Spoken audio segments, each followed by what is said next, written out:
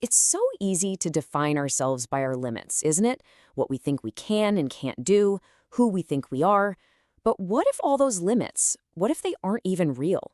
Today, we're diving into a spiritual lesson that really challenges all of that with one incredibly powerful question. And this is it. This is the central question of the entire lesson.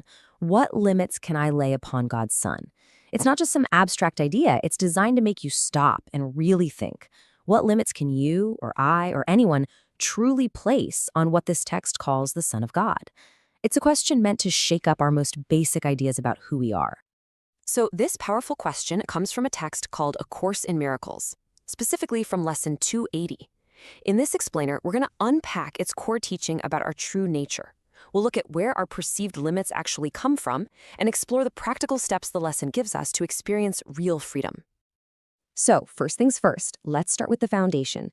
This whole section is about getting to grips with the core idea that everything else is built on, this idea of our own limitless nature. Okay, before we go any further, we have to clarify this key term because it's super important.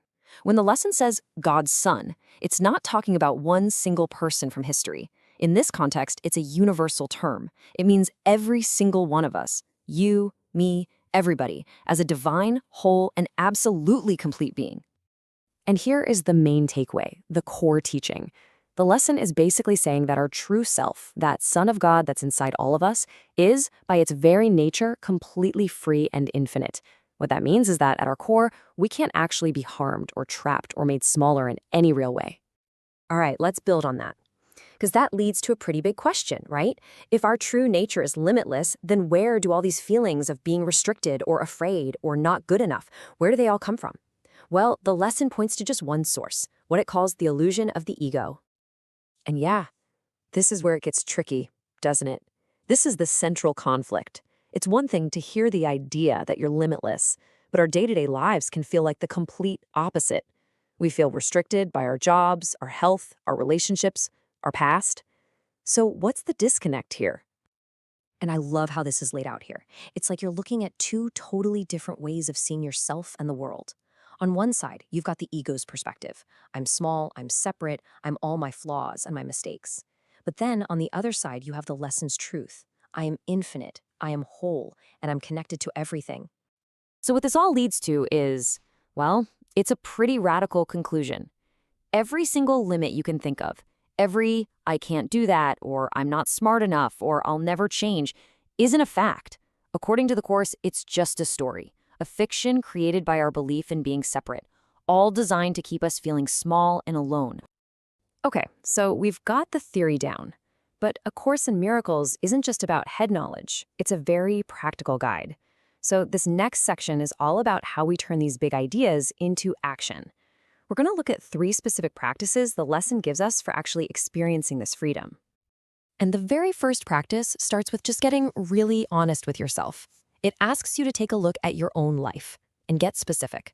Where, exactly, do you feel held back? Where do you feel stuck or confined? And the lesson gives us some great places to start looking. Is it in your relationships? Maybe you feel stuck there. Or in your career, feeling like you've hit a ceiling. Maybe it's just a core belief you hold about yourself. Or even a belief you hold about someone else that keeps you locked in a cycle of judgment. So once you've kind of pinpointed one of those limiting beliefs, what do you do with it? The next step is to actively counter it. You don't get into a fight with it. You just gently introduce a thought that is more powerful and more true. And you do this with a simple, direct affirmation. And here it is, the specific affirmation from the lesson. I am limitless, for I am a child of God. The idea is to just repeat this, let that sink in deep, and start to align your mind with the truth of who you are, instead of with the ego's old story about limitation. And that brings us to the third and final practice, and honestly, this one might be the most profound of all. It's all about forgiveness. Why? Because so often, the limits we feel are tangled up in the grievances we're holding on to, either against other people for how they've hurt us, or against ourselves for our own mistakes. Think of this exercise as this incredible 2-step process of letting go. First, you bring someone to mind and you consciously release them from every single judgment and limit you've ever placed on them. But then, here's the magic part. In releasing them, you find that you've also released yourself. You drop that heavy story of limitation for both of you. It's so powerful. Okay, so we've looked at the big idea, we've walked through the practices, so what's the takeaway? Where do we go from here?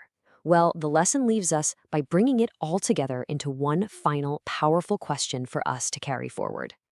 The whole point of all of this, the self-reflection, the affirmation, the forgiveness, the real goal here is to start systematically tearing down those walls we've built in our own minds.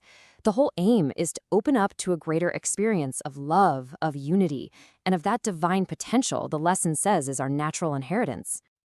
And so we come full circle, right back to a question. But this time, the question is really for you to take with you. What beliefs about myself or others am I willing to release in order to recognize the limitless nature of God's Son within us all? It's both a challenge and an invitation, and it's the perfect place to leave our explainer for today.